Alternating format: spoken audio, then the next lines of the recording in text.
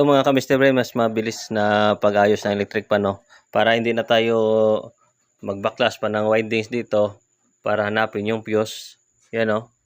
Yung fuse dito sa loob. So, ito na lang yung ginawa ko. Tingnan nyo mga ka-Mr. Brain. Yan, no? Ito yung line ng switch. Yan. Tapos ito yung line 1 tsaka line 2. So, yung ito dati, dito yan nakakabit. Dito. Yan, no? Dito yan. Hindi nakakabit yan. So, wala nang connection to kasi naputol yung ano doon sa loob, yung fuse niya. Doon sa loob, yun o. Dito. Yan. Naputol yung fuse niya. So, para hindi na tayo magbaklas doon, ito, direct na to mga ka-Mr. Bean. Dito tayo nagkabit ng isang line sa may kapasitor. Yan. Yung line kasi na ito, yan. Yung naputol dito sa pinaka-fuse. So, papunta yun dito. Yan.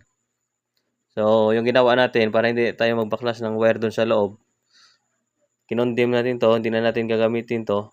Tapos, dito na tayo nagkabit ng, yan o, AC. Yan. Yan, papunta dito yan sa saksakan. Yan, ito. Pero naglagay tayo ng fuse dyan. Yan sa loob. Naglagay tayo ng fuse na in case na mag-init yung motor, may mapuputol na fuse dito. Yan. Yan yung pinakamabilis na technique mga ka-Mr. Ben.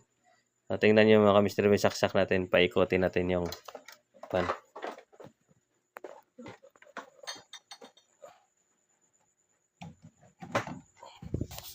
Switch on natin mga ka-Mr. Ben.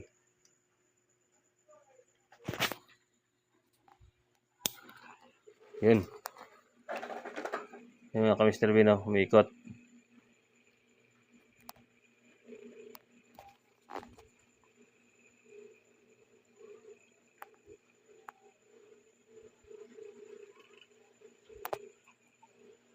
Yan.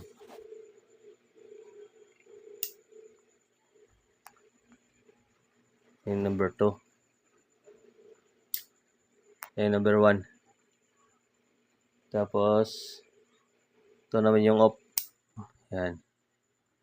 Ayos mga ka-Mr. Ben, yun o. Nagbabawal na technique para hindi na magbaklas ng windings dito. Ito lang. Yan o. Dito lang tayo dumaan sa kapasitor. Yan. Tapos condim na natin to yung isang line. Ito. Wala na yan. So, goods na to mga ka-Mr. Ben.